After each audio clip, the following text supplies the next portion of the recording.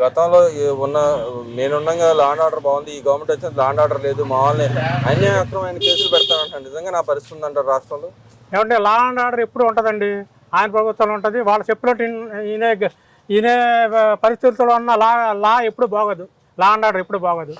వాళ్ళు న్యాయంగా చేసే లా అయితేనే బాగుంటుంది, ఎవరికైనా న్యాయంగా చేయాలి అది.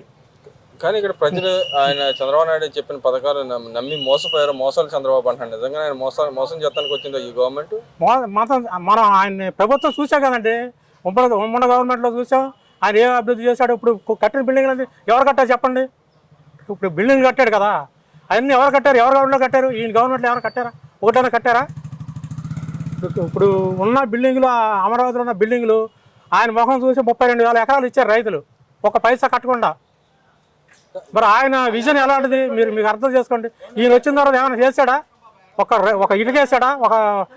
ఏది ఎంచే పంచడం, బట్టన్ నొక్కడం అనేవాడు కానీ, ఒక బిల్డింగ్ కట్టడం కానీ, ఒక రోడ్ వేయటం కానీ ఏమైనా చేశాడా?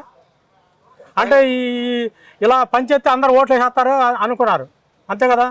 ఆయన సంక్షేమం బాగుండి అన్ని బాగా చేస్తుంటే ఆయనకి ఓట్లు వేసేవాళ్ళం కదా. అడిగింది కూడా అదే కదా, నేను మంచి చేశాను ఓట్లు ఏమన్నారు? మంచి చేయలేని కంటే బట్టే కదండి ఆయన 11 సీట్లు వచ్చినాయి. ఆయన అంటున్నాడు మరి పొరపాటున ఓటేసారు జనాలు అందరూ అని చెప్పి అంటున్నాడు. ఈ పొరపాటున ఎందుకు వేస్తారు ఓట్లు? ఏమన్నా పిచ్చోళ్ళు ఏంటి జనాలు? ఇప్పుడు ఇంకా 40% కూడా పిచ్చోళ్ళు వేసారు వాళ్ళు.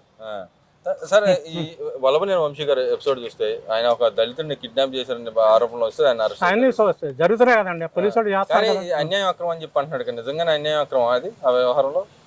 అన్యాయం ఎక్కడ ఉంటుందండి? చేసిందంతా వాళ్ళు అన్యాయం, అక్రమాలు అన్యాయాలు చేసింది వాళ్ళు. ఎవరు చేసినా అంతే. ఏ ప్రభుత్వంలో చేసినా తర్వాత ప్రభుత్వం వచ్చిన తర్వాత చర్యలు తీసుకుంటారు. వాళ్ళ ప్రభుత్వంలో గడిచిపోతూ ఉంటుంది. ఎవరికైనా అంతే అండి, ఏ ప్రభుత్వం అంతే.